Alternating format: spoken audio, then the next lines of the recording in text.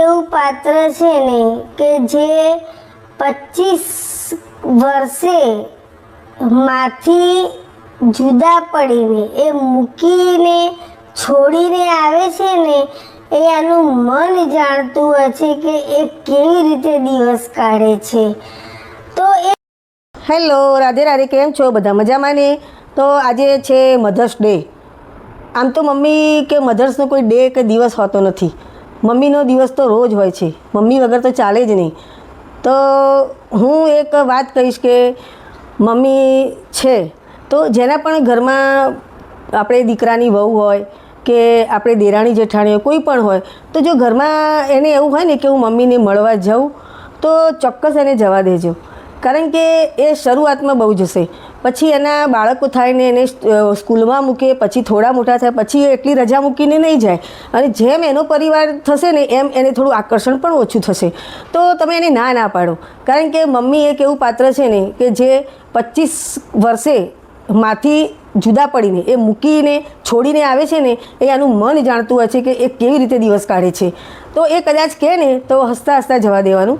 કારણ કે પછી અમુક ઉંમર થાય ને પછી ઓટોમેટિક જ એને એમ થાય કે ઓછું થઈ જાય એમ. હું તો કહું જવું જ જોઈએ.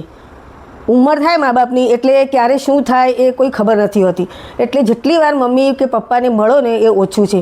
ભલે ને જવાનું, ભાઈને ના ગમે, કદાચ ભાભી મોઢા બગાડે, આપણે એમનું શું જોવાનું? એનું થોડું ઘર છે. ઘર છે આપણા બાપનું. તો આપણે જવાનું જ અને મળવાનું જ ને હકથી મળવાનું.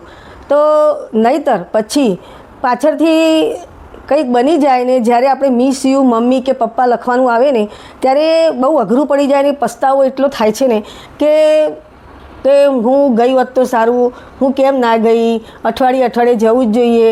અને ફોન પર વાત કરીએ રોજે તો પછી 2-3 દિવસે વાત કરીએ.